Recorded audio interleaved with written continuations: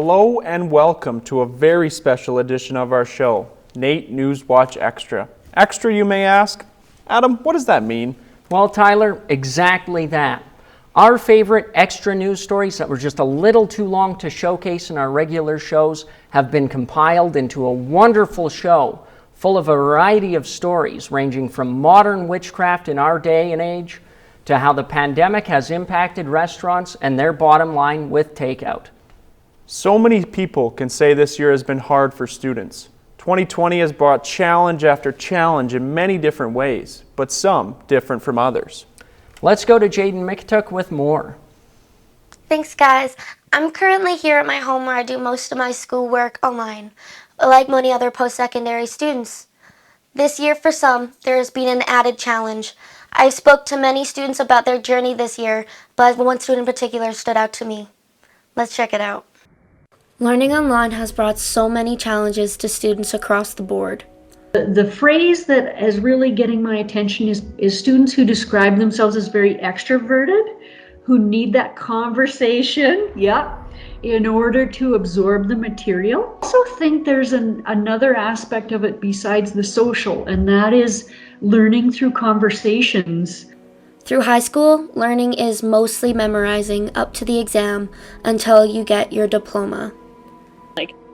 I can't just be doing assignments just cause, I actually need to be understanding what I'm learning. The struggles students have aren't just from learning online. It's from lack of feedback from teachers. My grades have gone down since going online, mainly because of not getting enough critique, so I'm not really knowing how I'm doing during the process, since they are such long projects. But one student has had it so much harder. Arjun Man, a student at McEwen University, has persevered with online learning after receiving a life-changing surgery. 15th came, 2019, is the day of my surgery. Woke up, and what they had to do to actually tame these seizures in a way is they had to remove my amygdala, my right amygdala, 100%. Before receiving brain surgery, his everyday life was filled with seizures. To his seizures and other issues, he had his memory wasn't very well, so he could not remember. He understood things, and when he learned it, he could cite it back to me. But then when it came to a test, anxiety got in the way, and he couldn't perform on his test to the best of his ability, even though he knew what he was talking about. To Arjun Man's advantage, learning remotely allowed him to take his education into his own hands. Having control and just it's in my hands, just give me the assignments, I'll do them, and just trust that I can do it my way. After his surgery, he had his family by his side, especially his twin sister, Priyanka Man. Literally fed me when I couldn't move at all because my head, I was done in the hospital. At the time of my surgery, she literally fed me Jello.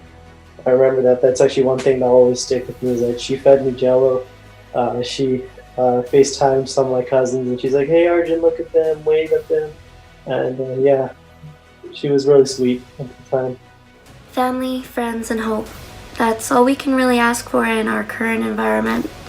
Staying together and keeping our heads high is how we need to move into the next year. I'm Jaden Mikatuk, Nate NewsWatch. The number of students needing access to the food bank is on the rise in many colleges.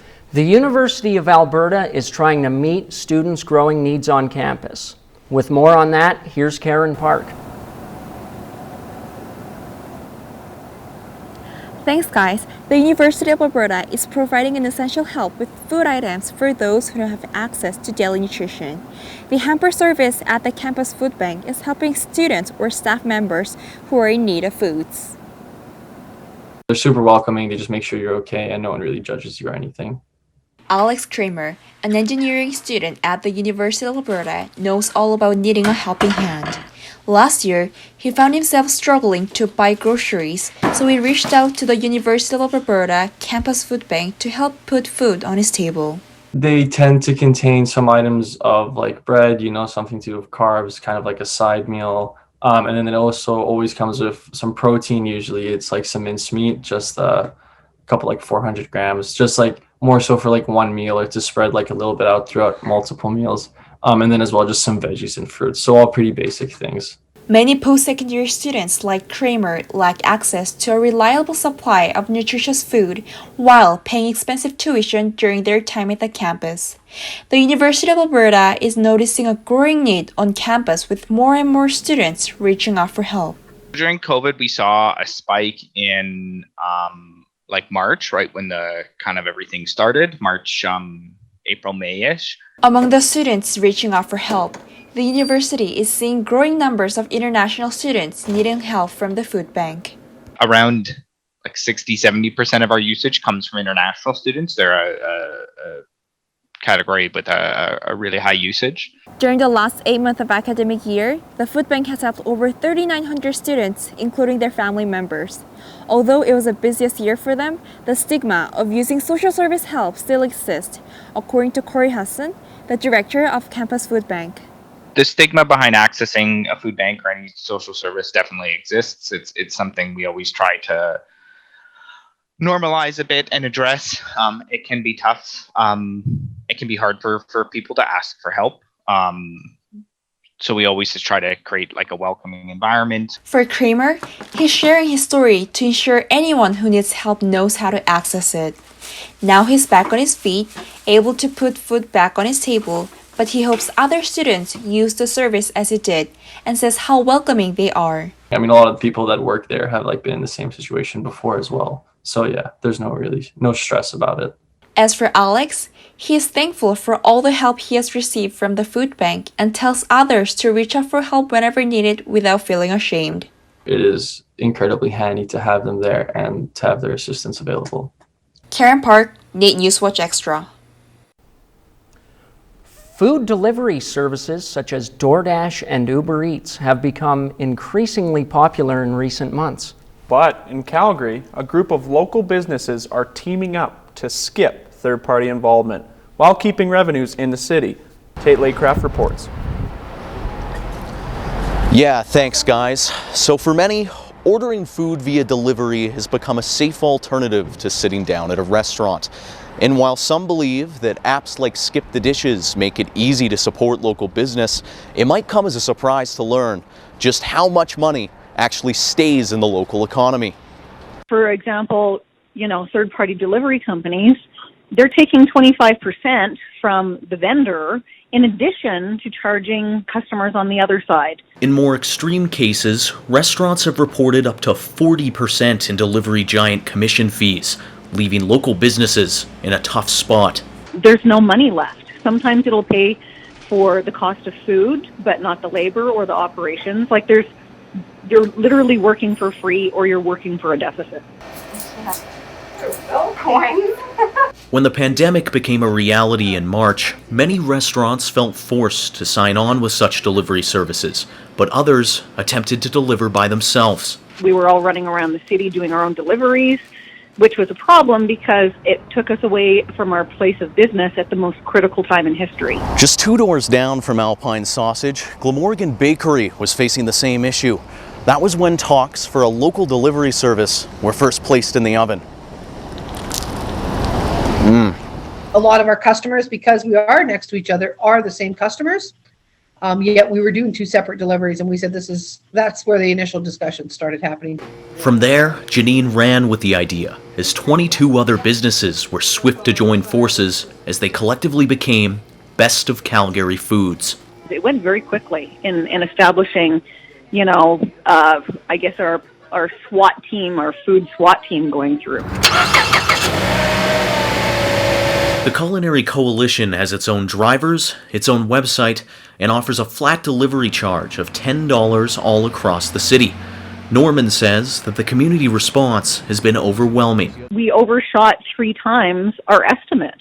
We put it out there in the hopes that it would be accepted, and Calgarians have just stepped up to the plate and said, yes, we want to help you. While the Alliance remains a first in Calgary, Norman hopes to see more local delivery services across the province. As of today, we've yet to hear any rumblings in Edmonton, but you have to wonder if it's only a matter of time. Tate Laycraft, Nate NewsWatch Extra.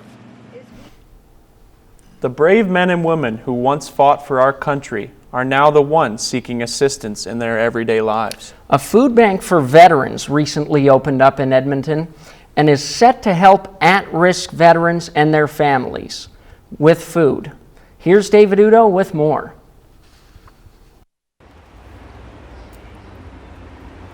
Thanks, guys. A new food bank in Edmonton has just recently opened, but with a twist. This food bank is aimed to help primarily ex-veterans, and also their volunteers are veterans.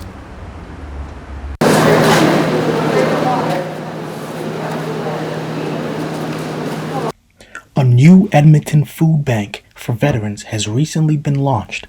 This food bank aims to provide food and also emotional support for veterans that fought for the country. What makes this food bank unique and different from others is the fact that most of the volunteers are also ex-veterans.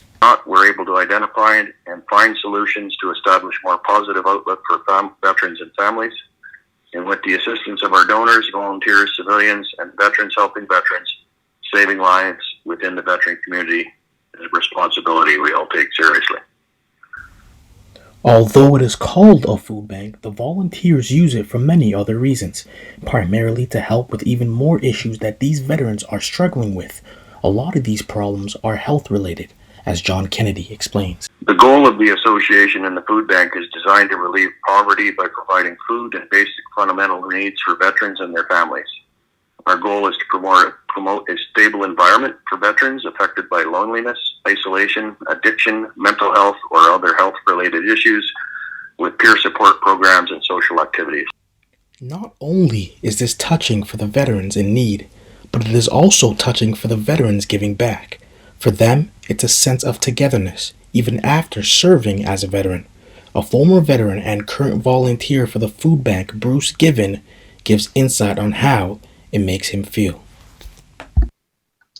It tugs at the heartstrings every day, all day, and has my chest swelling with pride to see the comradeship and the reconnections for those last connections that we've had after our service there. There's many people that have been down and out for it due to physical, mental, and moral injuries. The food bank is able to stay open due to the help from the public. They encourage more people to donate non-perishable food to the foundation, as well as seek volunteer help anytime on the weekends. If you are wondering what type of foods these food banks needs, I have a couple examples. Foods like packet noodles, tin foods, and crackers. If you have any more questions or need information, you can visit their website at edmontonassociationfoodbanks.ca. I'm David Udo, Nate NewsWatch Calgary. A local store owner is taking customers back in time, where the idea of a general store, like our elders used to shop at, can now be a reality. Yes, Adam. Like the famous Cheers bar in Boston, this is a place where everybody knows your name. Jard Mercantile in Leduc, Alberta is the new old way of shopping for consumers, where both local and eco-friendly products are the main focus behind the store. And if you want to spend an afternoon there gabbing up the town gossip, there's always hot coffee brewing. Here's more on that story. We started talking about Jard after a trip to the dump when we saw a lot of waste being thrown out, not only just around us, but if you've ever been to a dump, you look around for what feels like miles around and just see piles and piles of garbage. And that was a pretty good reckoning of, holy crap, things need to change. A holy crap moment where Jard owner Katie Dogdrum instantly decided to put her idea into fruition. Katie opened the one-stop shop store on Main Street, Leduc in July of 2020 amidst the pandemic, and has continually felt the support from the community of Leduc from the start. Being local, most customers are super happy. That's probably why they've come in, is because they've heard that we carry local products, especially right now with that really I'd say change of focus to supporting local. Katie has carefully chosen all products and merchandise that she sells in her store to ensure that both the products and packaging of those products are eco-friendly and well-sourced. A care for her suppliers, customers, and community is ultimately what drove customer Katrina Kastner to check out the 21st Century Mercantile store. I think shopping local is extremely valuable, not only to the businesses themselves, but also the economy as a whole, especially given the times we're in now. With Christmas season approaching, I like to think and stay optimistic that people will take that extra time to spend $1 to local and also feel good about doing it. That's one of my favorite parts. Another one of Kastner's favorite things is the refillery concept that Jard utilizes, where being able to reuse jars or spray bottles for your favorite household products like bubble bath, shampoo, or magnesium spray comes with a few simple pumps and a weigh-in at the till. This important mission is what gives hope to Chamber of Commerce employees like Jessica Roth. For her to be able to be successful throughout this is a testament to her. And again, it's that social media following, and it's her personality, it's her passion that's shining through and everything she's doing with her store.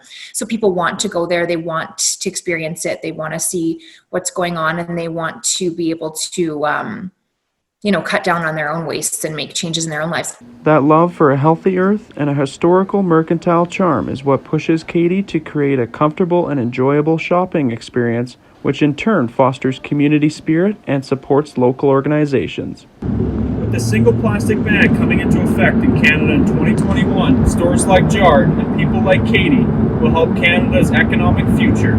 This ban will also help her reach her future goals of getting into schools and expanding into communities like Leduc.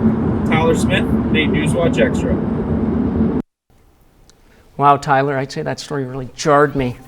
And you say that store is in Leduc? In Leduc, just a hop, skip, and a jump away from here. It's definitely worth checking out. Also worth checking out these next 5 stories. We'll hear from a tarot card reader, a couple of artists, and a basketball coach who's making a difference. We'll see you guys after the break.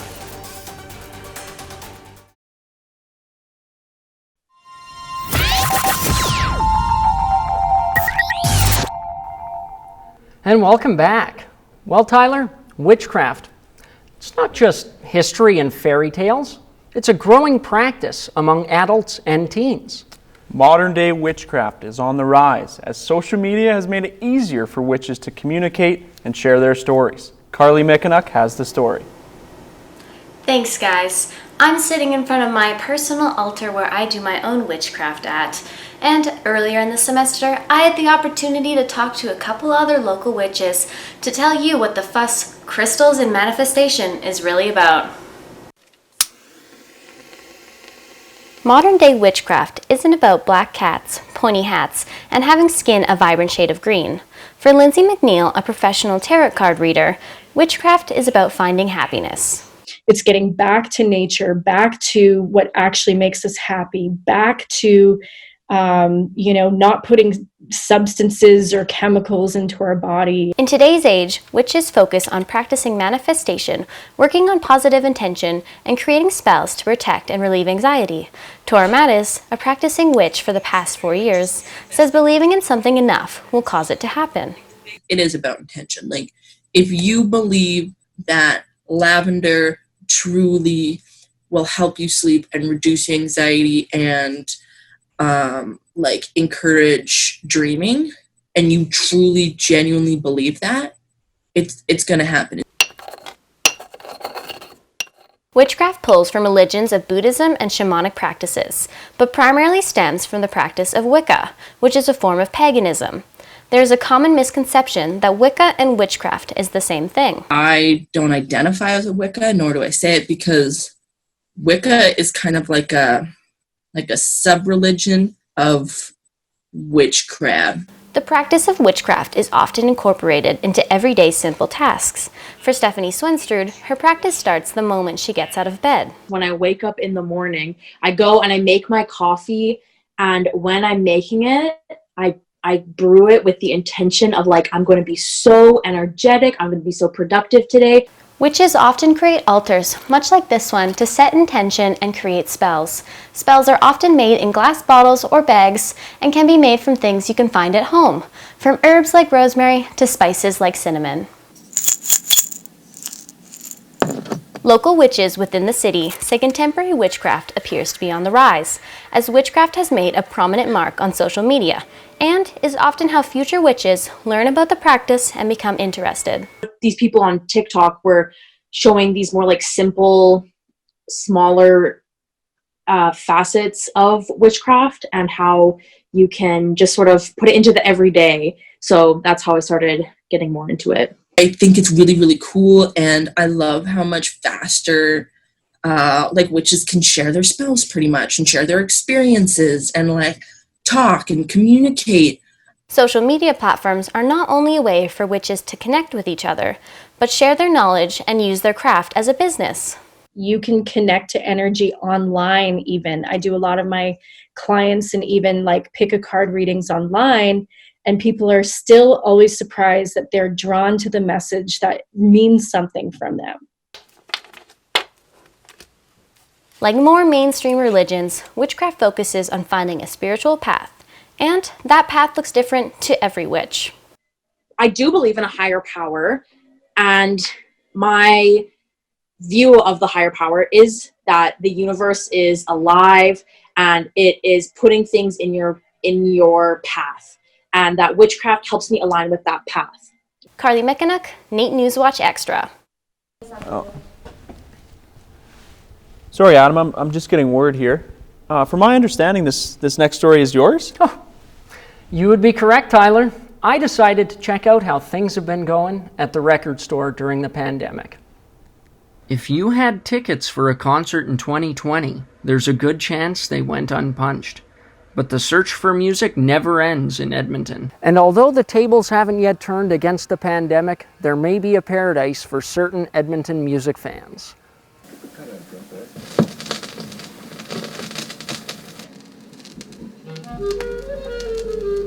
And much like its speaker system, things are going as smooth as possible at Record Collectors Paradise, with customers from all over Alberta stopping by. Absolutely spending more money. I had some pretty big vacations planned and concerts and stuff this year that did not pan out. It's always been like, it's a very comforting place. Like, you forget, besides the mask on your face, you forget about the madness that's going on in the world, and you just focus on talking about music with friends and looking for stuff and finding stuff. Sounds good. Yeah, you betcha. Take care, right? And despite the tough times many small businesses are facing, this store can't necessarily say the same.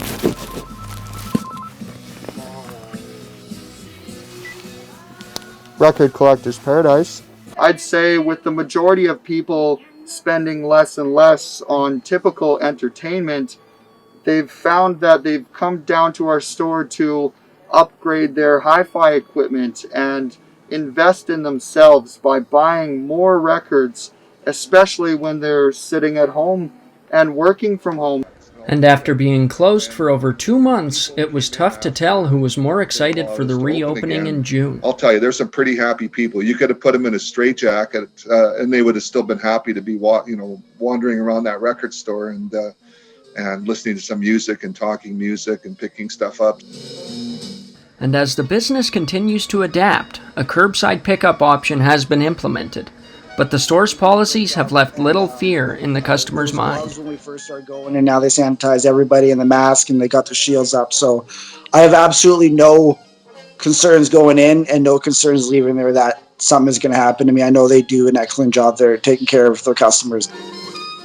So while you might not be catching a concert for a bit, you might still be at the risk of catching the music bug. Adam Sarink, Nate Newswatch.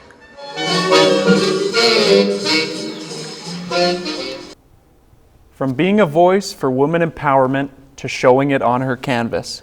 An Edmonton artist has caught the eye of one particular creative director. Chelsea McKay has more on that story. Thanks, guys. A local artist, Shanna Wilson, brings women empowerment to her canvas by painting trailblazing women and telling their stories. Wilson had no idea how much her life would change 1 year later.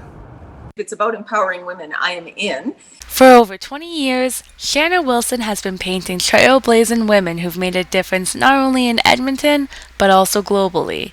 Her passion for art and women's rights is what inspired her to create the exhibition, Vignettes from the Women Who Roar movement. Filled with women's poetry, art, interviews, stories, and photography that speak to their experience of that power.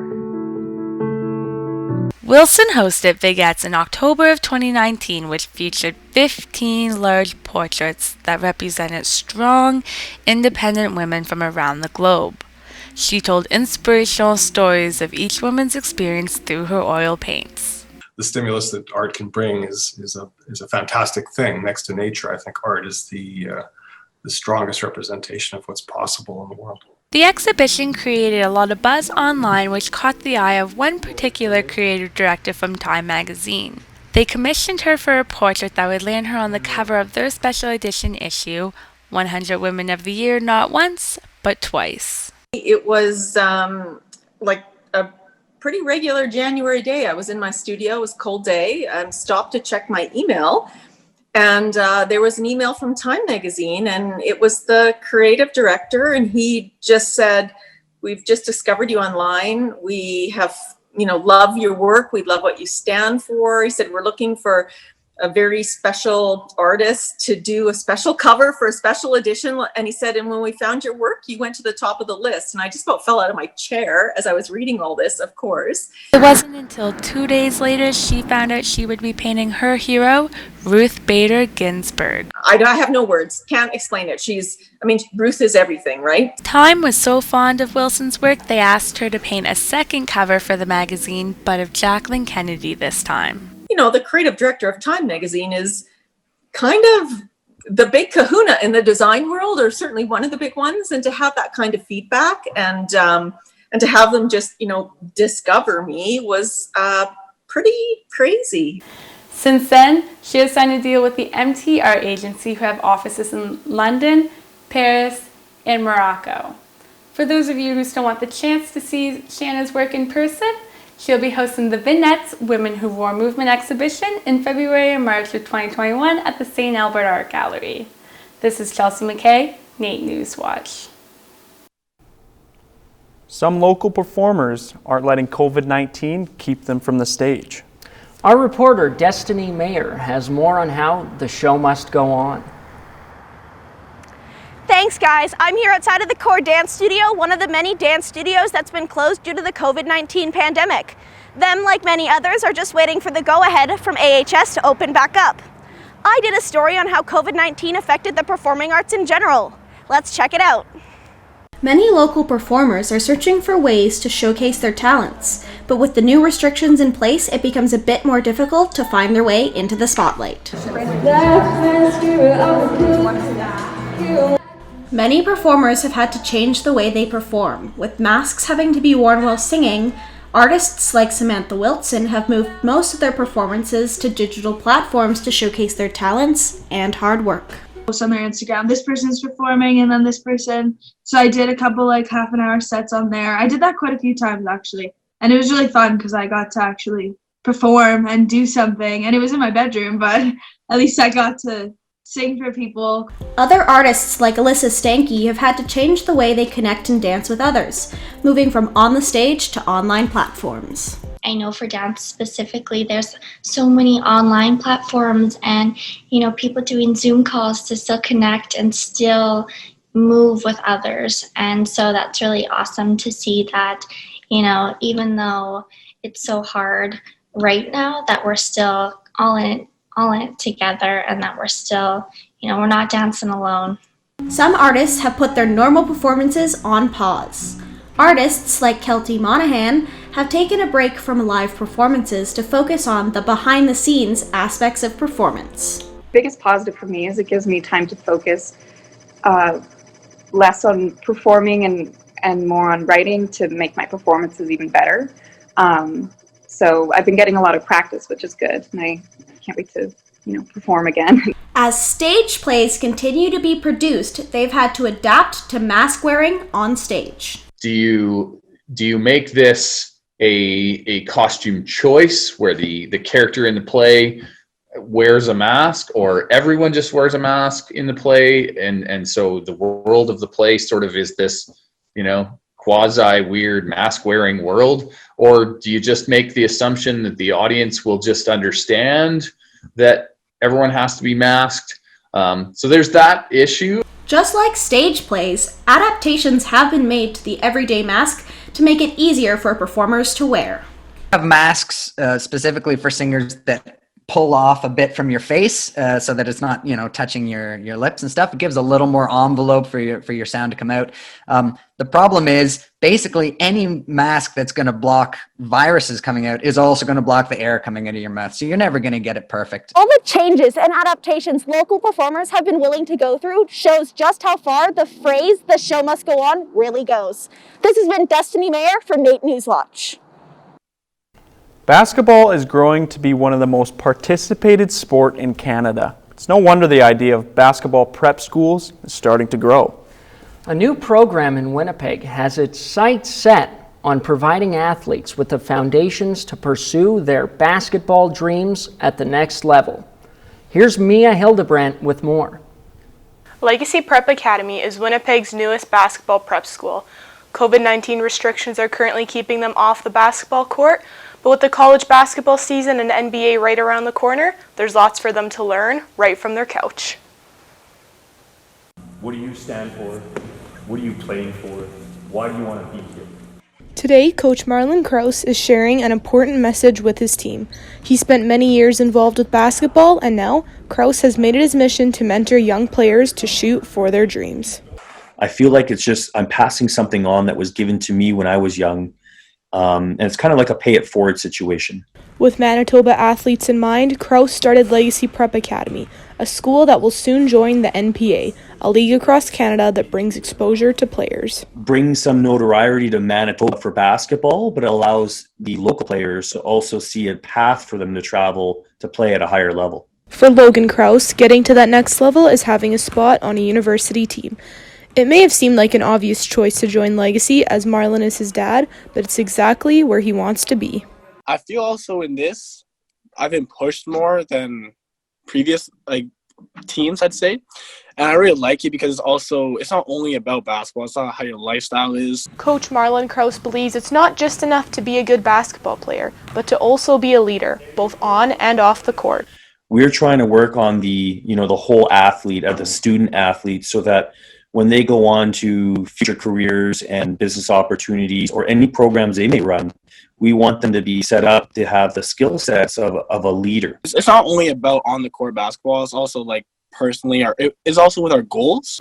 Coach Marlon Krause noticed that players like his son were feeling pressure to move away, so he took it as an opportunity to support local talent in the city. A lot of Winnipeg or Manitoba athletes feel that they have to go somewhere else to get good coaching.